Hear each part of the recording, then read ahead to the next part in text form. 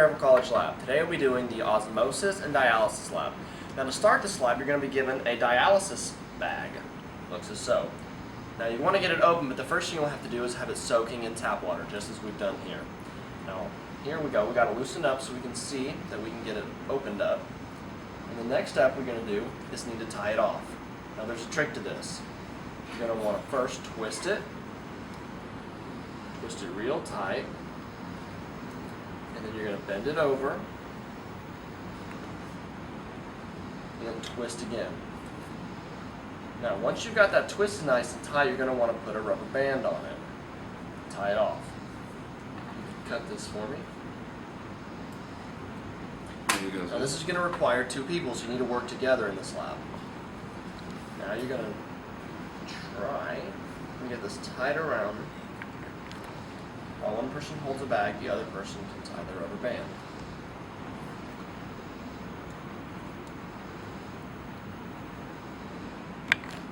You want to be very careful with this step because it's very easy to rip the bag and or rubber band.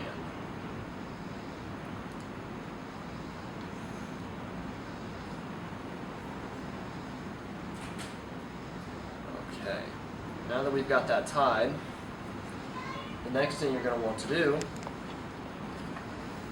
is use the manual pipette to put the amount of sucrose you want into your dialysis bag. So let's say we want to put in 5 milliliters. That'll work for now. Gently place that down the bag. Release it. Now that we've got our sucrose solution tied off in the dialysis bag, Tyler is going to show you how to actually connect it to our apparatus. Alright. Now, be sure before we connect it to the apparatus to keep the end of it moist, as it will tend to close the drier it gets. So, best thing to do is either submerge it in there or just to get with your fingers and rub it and keep it open like this. Now, also, you may not need to have all this excess going on, so you can actually trim a little off the top here. Okay. Now, we just fit it over here.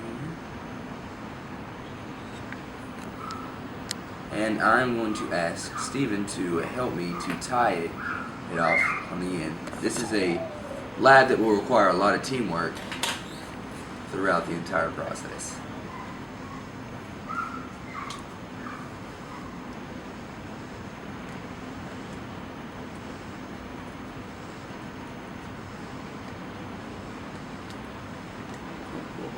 Sorry.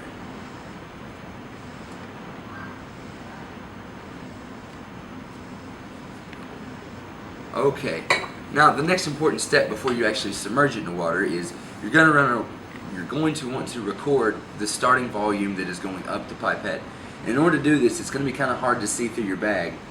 You're going to squeeze it and watch the liquid climb up. Alright, we are starting just below or just above 0. There's just a little bit of water in there, so we're going to record it at 0.05 would be a good starting point for this one. Alright, it is important also to watch as you're watching your solution to make sure that we didn't get any leaks.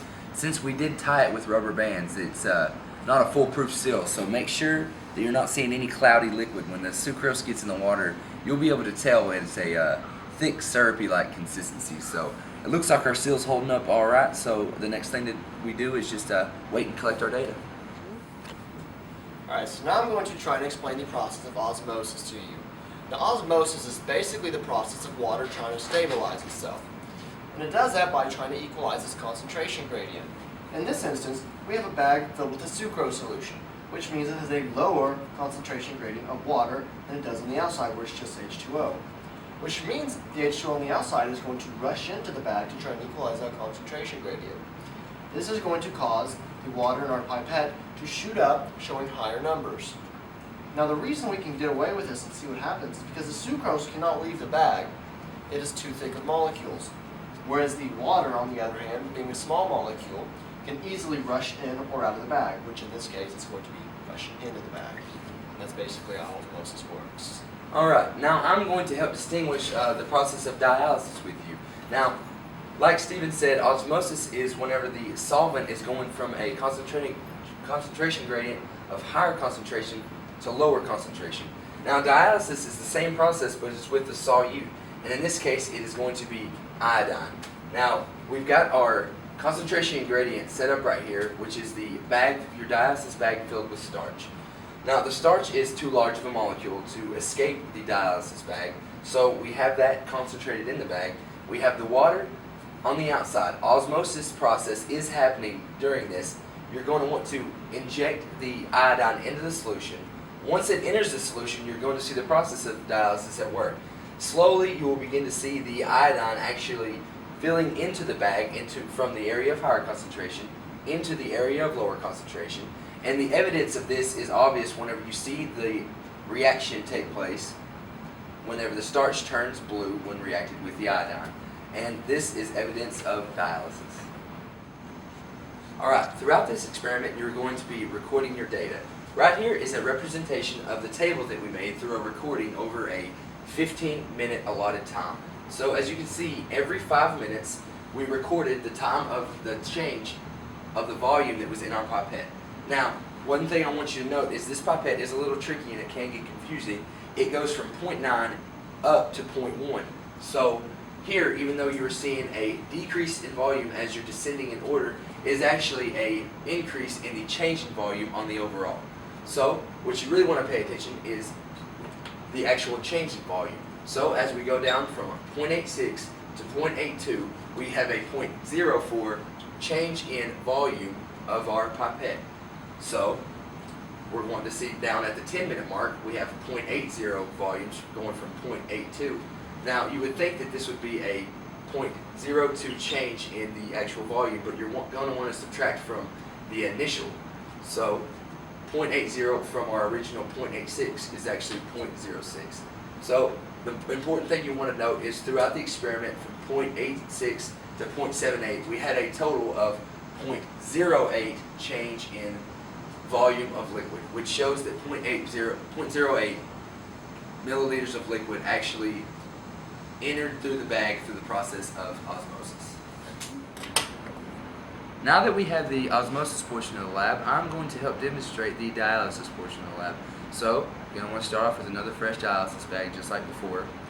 Tie the end, or you want to twist the ends, bend it, twist again, and put a rubber band on, and you're going to want to use a partner again. Then the next step is to just add our starch into the bag. So, without further ado,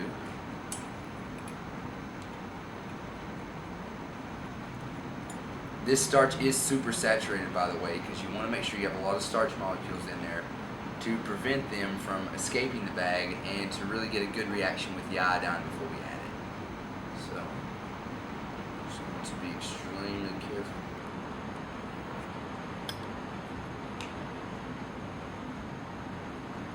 Alright, that should be good. Get the camera on there so you can see that nice and well. We have a nice starch-filled bag, and the next step is to just twist the bag and tie it just like you've seen throughout this entire video. Twist it, bend it, and of course twist it again. Now Steven over here is going to be my trusty lab partner, who's going to help me get the rubber band on this.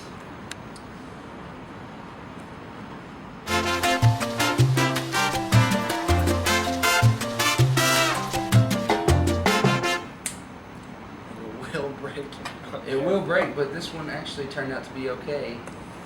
Let's see here. We got, kind of want to make sure you got a nice seal there. It looks like we're good on that end. And we're ready to submerge it in our water.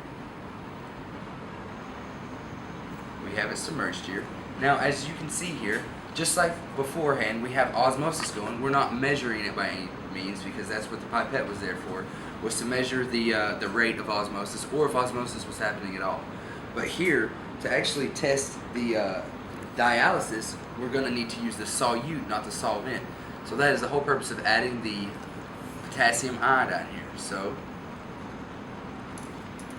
I want to get some, and just make a few drops around the top. You'll be able to see it. It's a nice dark brown color, like a with some yellow tint in there. That should be good. And slowly the molecules will be penetrating through the dialysis bag into the solution, and before long we should see evidence of some blue iodine mixed with the starch. Alright, the potassium iodine has soaked in there really well, and let's see if we have evidence of dialysis.